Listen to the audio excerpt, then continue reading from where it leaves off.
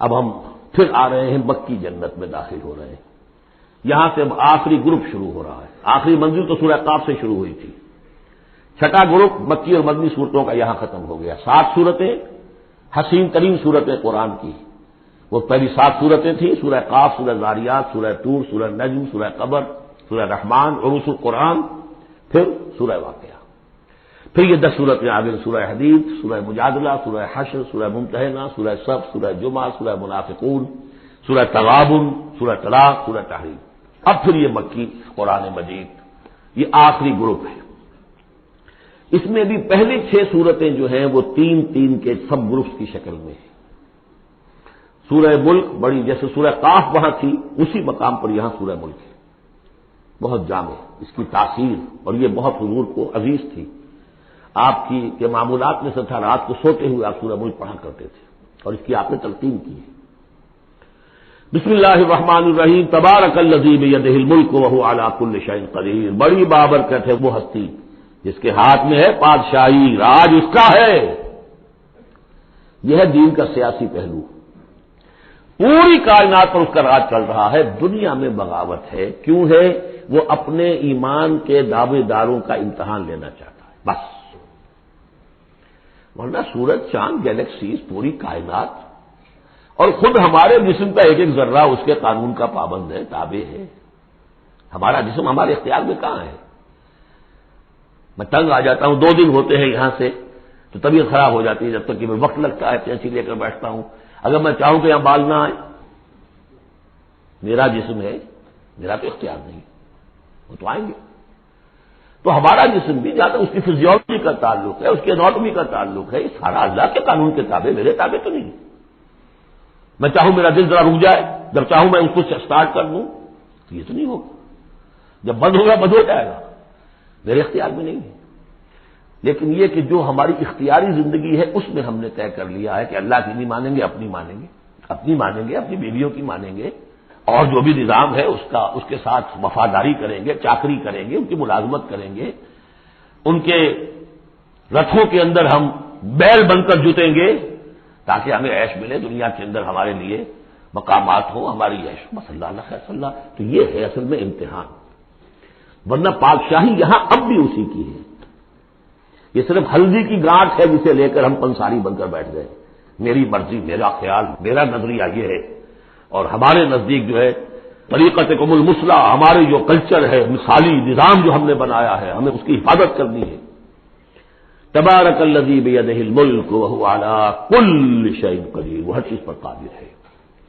الذی خلق الموت والحیات لیبلوکم ایکم احسن عملا. اب دیکھیے ہم نے حیات انسانی کا جو اب تک سمجھا ہے، جس کو کہ عمر نے، جو کہ بہت بڑا شاعر ہے، اس نے اپنی بیوی سے خطاب کر کے کہا ہے حیات ثم موت ثم بعث حدیث و خرافات یا ام عمری. یہ کیا ہے؟ زندگی پھر موت پھر زندگی، یہ کیا سب حدیث و خرافات معاذ اللہ. ہم نے بھی دیکھا پہلے کنتم امواتا فاحیاکم ثم یمیتکم ثم یحییکم ثم الیہ ترجعون. یہ وقفے کیوں ڈالے گئے؟ یہ موت کا وقفہ کیوں ڈال کر زندگی کا ایک حصہ نکال دیا علیحدہ؟ 30 40 50 60 سال یہ دنیا کی زندگی، پھر موت کا وقفہ. موت ایک زندگی کا وقفہ ہے، یعنی آگے بڑھیں گے دم لے کر. کیوں؟ اس کی حکمت بتائی جو ہم پڑھائیں سورہ واقعہ میں. قدرنا بینکم الموت، تمہاری ہی زندگی کا تسلسل ہے جس میں ہم نے ایک وقفہ موت کا ڈال دیا ہے. کیوں ڈالا ہے؟ خلق الموت والحیات لیبلوکم ایکم احسن عملا. یہ جو چنک علیحدہ کیا ہے یہ اس لیے کہ تمہاری آزمائش ہو، امتحان ہو، تمہیں جانچا جائے. وہ 3 گھنٹے کا امتحان ہوتا تھا جو دیتے تھے تم کبھی اسکولوں میں، اب یہ 30 برس کا سمجھ. اور واقعی 30 برس ہی ہوتے ہیں آدمی کے پاس. پہلی زندگی کے 20-25 برس ویسے گزر گئے، شعوری ابھی نہیں ہے. اور پھر ایک خاص عمر کے بعد جو ہے آزاد ڈھیلے پڑ گئے، اور پھر یہ کہ کیلا یعلم من بعد علم شیئا. 30 نہیں ہوں گے، 40 مل جائیں گے آدمی کو. کام تو یہی ہوتا اس کی زندگی کا. لیکن اس لیے ہے لیبلوکم ایکم احسن عملا، تاکہ تمہیں جانچے پرکھے دیکھے تم میں سے کون ہے اچھے عمل کرنے والا. اب دیکھیے علامہ اقبال کی جو نظم ہے زندگی کے موضوع پر، واقعہ یہ ہے کہ بہت چوٹی کی چیز ہے، بہت عمدہ چیز ہے. تو اسے پیمانہ امروز فردا سے نہ ناپ، جاویداں پہم دواں ہر دم جواں ہے زندگی.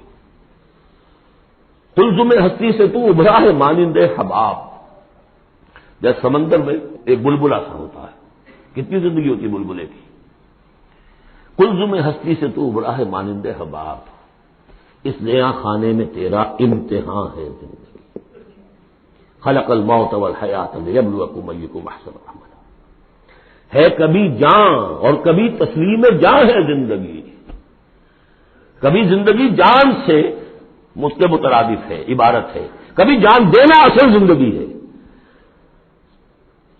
ولا تقولوا لمن يقتل في سبيل الله اموات بل احياء ولكن لا تشعرون. ہے کبھی جان اور کبھی تسلیم جان ہے زندگی. اصل زندگی جو ہے وہ جان دے دینے سے حاصل ہوتی. الذي خلق سبع سماوات طباقا، وہ اللہ جس نے بنائے 7 آسمان ایک دوسرے کے اوپر. آیات متشابہات میں سے ما تری فی خلق الرحمن من تفاوت، تم نہیں دیکھ پاؤ گے اللہ کی تخلیق میں کہیں کوئی فرق.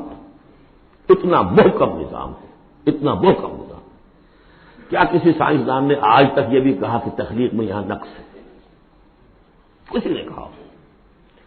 زوالوجی کی فیلڈ میں یا باٹنی کی فیلڈ میں یا کسی اور فیلڈ میں، جیولوجی کی فیلڈ میں، ایسٹرونومی کی، کسی نے کہا ہے؟ ما تری فی خلق الرحمن من تفاوت فارجع البصر هل تری من فطور. پھر طرح دوبارہ لوٹا لو اپنی نگاہ، دیکھ لو، ہر میدان میں دیکھ لو، کہیں تمہیں کوئی رکھنا نظر آتا ہے؟ اگر یہ تخلیق کامل ہے تو کامل حقیقت میں کون ہے؟ اس کا خالق، اس کا باری، اس کا مصور. بس یہ نظر نہیں آتا.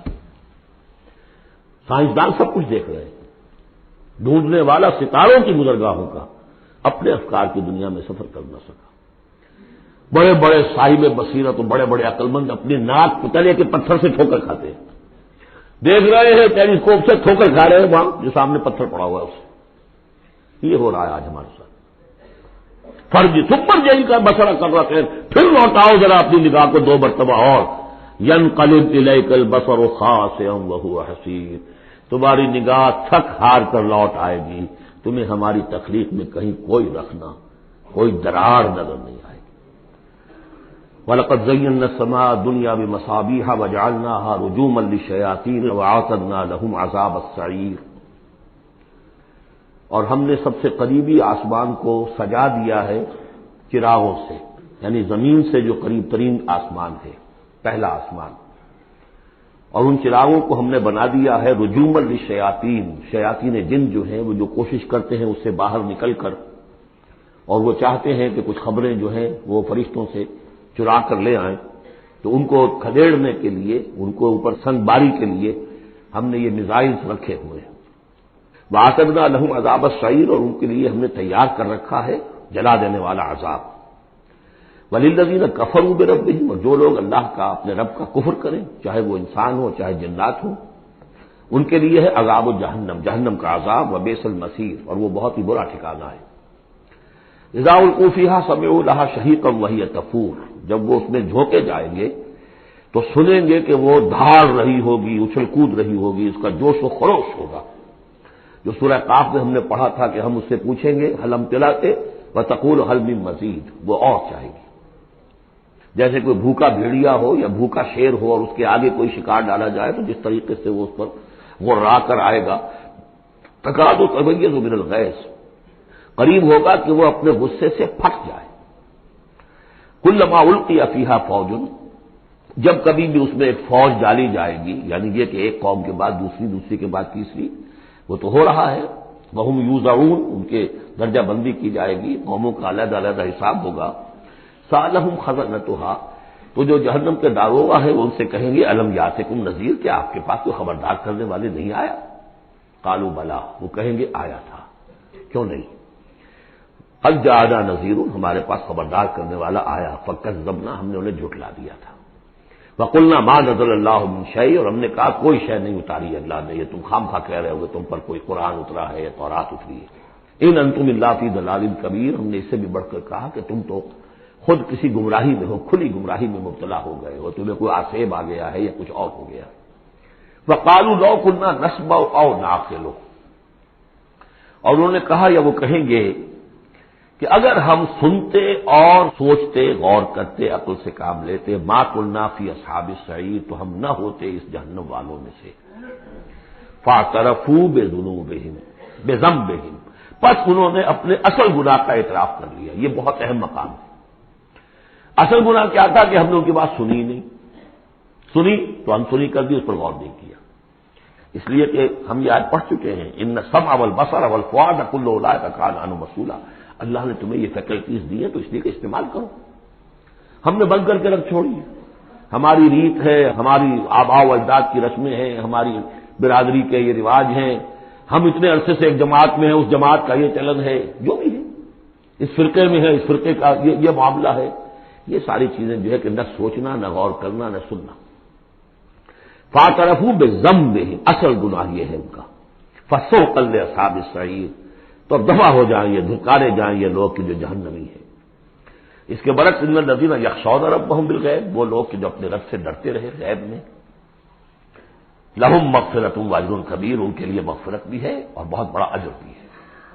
واسروا قولکم او اجہروا بہ، اور دیکھو چاہے تم اپنے قول کو چھپا کر بیان کرو یا بلند آوازی سے بیان کرو۔ انہ علیم بذات الصدور، وہ تو اس سے بھی واقف ہے جو تمہارے سینوں کے اندر مضمر ہے اور پنہاں ہے۔ الا یعلم من خلق، بڑی اہم آیت ہے یہ وہ حصے ہیں قرآن کے یہ کہ جن کو اس طریقے سے ازبر ہونا چاہیے اگر بات کرنا چاہتے ہیں، آپ دین کی وہ خدمت کرنا چاہتے ہیں۔ کیا وہی نہ جانے گا جس نے پیدا کیا؟ ایک ایسی بات ہے کہ اس کا کوئی انکار کر ہی نہیں سکتا۔ گھڑی بنانے والے کو تو معلوم ہے کہ اس میں کیا کیا پرزے رکھے ہوئے ہیں، مجھے نہیں معلوم، میں اس کا استعمال تو کر رہا ہوں، مجھے بتا دیا یہ بٹن دبا دیں یہ آن ہو جائے گا، لیکن یہ کہ جس نے بنایا ہے کیا اس سے چھپی ہوئی کوئی چیز ہے؟ الا یعلم من خلق وهو اللطیف الخبیر، اور وہ تو بہت باریک بین ہے، ہر شے کی خبر رکھتا ہے۔ هو الذی جعل لکم الارض ذلولا، اسی نے تمہارے لیے زمین کو بنا دیا ہے پست، تابع حکم، تمہارے قدموں میں بچھی ہوئی ہے غریب، جتنا چاہتے ہو اس کو تو رونتے ہو، پامال کرتے ہو۔ فمشوا فی مناکبہا، چلو پھرو اس کے کندھوں کے مابین، گویا کہ یہ بھی کوئی بہت بڑا ہاتھی ہو، اس کے کندھوں کے مابین اتنی جگہ ہے، چل پھر رہے ہیں، جیسے چیونٹی کسی ہاتھی کے کندھوں کے درمیان چل رہی ہو تو وہ تو سمجھتی ہوگی کہ فٹ بال کا میچ کھیلنے کی جگہ مجھے مل گئی ہے۔ تو یہی حال ہمارا ہے، ہم جسے بہت وسیع سمجھتے ہیں کیا وہ کچھ بھی نہیں۔ فمشوا فی مناکبہا وکلوا من رزقہ، اور اسی کے رزق میں سے کھاؤ پیو، اسی زمین میں سے تمہارا رزق بھی برآمد ہو جائے گا۔ وإلیہ النشور، یہ یاد رکھو کہ پھر اللہ ہی کی طرف اٹھ جانا ہے، جی اٹھنا ہے۔ آمنتم من فی السماء ان یخسف بکم الارض فاذا ہی تمور، کیا تمہیں کوئی خوف نہیں رہا؟ بالکل تم نچنت ہو گئے ہو اس آسمان والے سے جو آسمان میں ہے کہ وہ کہیں تمہیں زمین میں خسف نہ کر دے، دھسا نہ دے، فاذا ہی تمور، جبکہ وہ لرزے، زلزلہ آئے، شق ہو جائے اور تم چلے جاؤ۔ ام امنتم من فی السماء ان یرسل علیکم حاصبا، کیا تمہیں کوئی ڈر نہیں رہا کہ اللہ تعالیٰ جو ہے وہ آسمان والا تم پر بھیج دے کوئی ایسا جھکڑ تیز آندھی جس میں پتھر چلے آ رہے جو بلٹس کا کام کرے اور میزائل کا کام کرے۔ فستعلمون کیف نذیر، پھر تمہیں معلوم ہو جائے گا کہ میرا خبردار کرنا کیسا تھا، کیا اس کا نتیجہ تھا۔ وَلَقَدْ كَذَّبَ الَّذِينَ مِن قَبْلِهِمْ، اور یقیناً جو ان سے پہلے تھے انہوں نے بھی جھٹلایا تھا۔ فَكَيْفَ كَانَ نَكِيرٌ، تو کیسا ہوا میرا ان کو پکڑنا اور میرا عذاب۔ اولم یروا الی الطیر فوقہم، کیا یہ دیکھتے نہیں پرندوں کو جو ان کے اوپر ہے؟ صافات ویقبضن، کبھی انہوں نے اپنے پر پھیلائے ہوتے ہیں، کبھی ان کو سکیڑ لیتے ہیں۔ ما یمسکہن الا الرحمن، نہیں روکے ہوئے انہیں اس فضا کے اندر مگر رحمان۔ انہ بکل شیء بصیر، یقیناً وہ ہر چیز کو دیکھ رہا ہے۔ یعنی جو قانون طبیعی ہے جس کے تحت وہ چل رہا ہے وہ تو اللہ کا بنایا ہوا ہے۔ امن ھذا الذی هو جند لکم ینصرکم من دون الرحمن، بھلا وہ کون ہے جو تمہارا لشکر بن جائے اور تمہاری مدد کرے رحمان کے مقابلے میں؟ ان الکافرون الا فی غرور، نہیں ہے یہ کافر مگر دھوکے میں آ گئے، بہکاوے میں آ گئے۔ امن ھذا الذی یرزقکم من امسک رزقا، پھر بھلا کون ہے وہ جو تمہیں رزق دے سکے اگر اللہ اپنے رزق کے خزانوں کو روک لے؟ بل لجوا فی عتو و نفور، نہیں یہ لوگ اپنی شرارت میں اور نفرت میں بہت آگے بڑھ گئے۔ افمن یمشی مکبا، یہ آیت بہت اہم ہے حکمت قرآن کے اعتبار سے، فلسفے کے اعتبار سے۔ افمن یمشی مکبا علی وجہہ اہدی امن یمشی سویا علی صراط مستقیم، دو انسانوں کا تصور کرو، ایک شخص وہ ہے کہ جو اوندھے منہ پیٹ کے بل گھسٹ رہا ہے، ایک وہ جو سیدھا کھڑا ہے، سیدھے راستے پر چل رہا ہے۔ کون ہوگا زیادہ ہدایت پر؟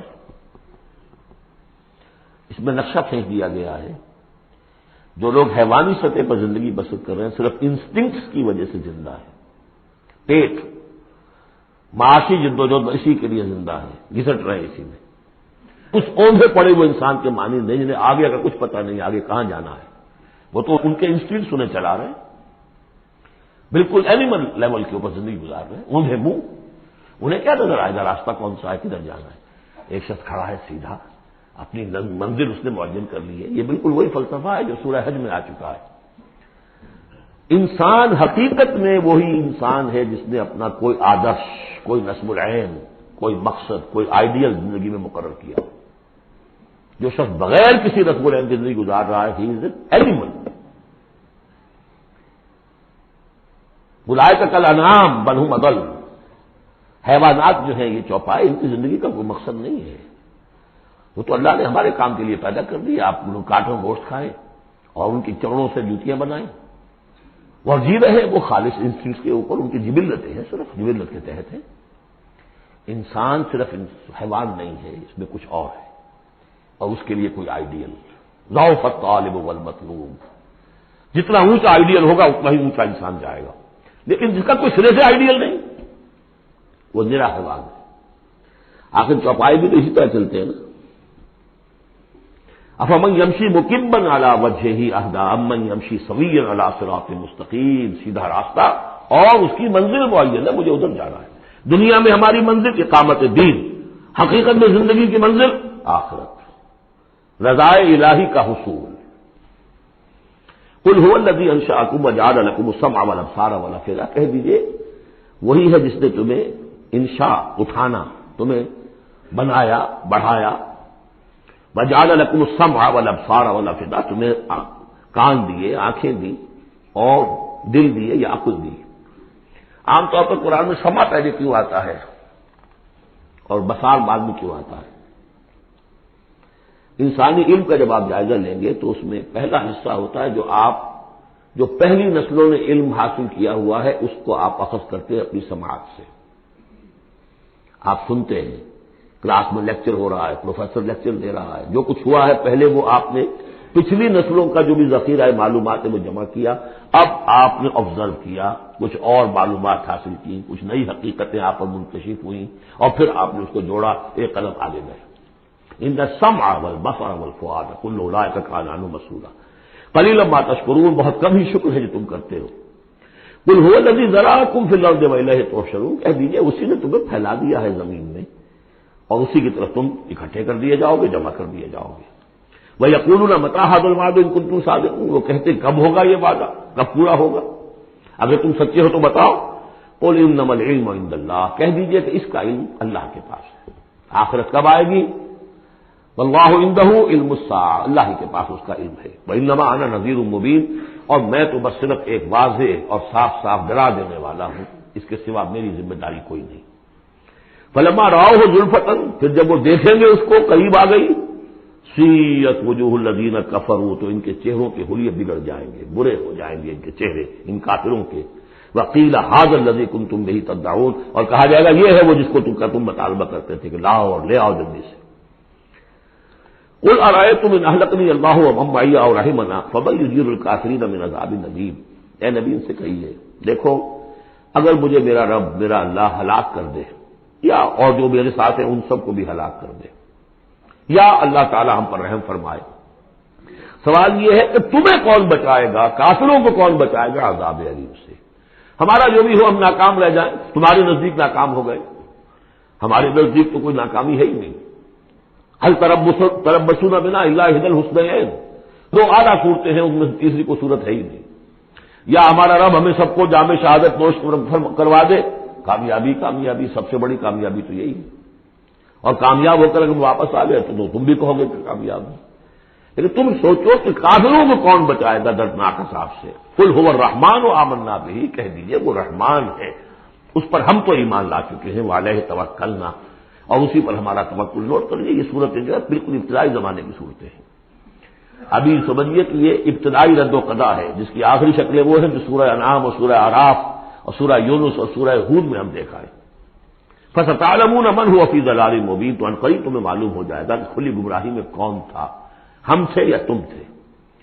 قل ارأیتم ان اصبح ماؤکم غورا، ذرا ایک بات پر اور غور کرو، اگر تمہارا یہ پانی جو زمین کا ہے وہ نیچے اتر جائے،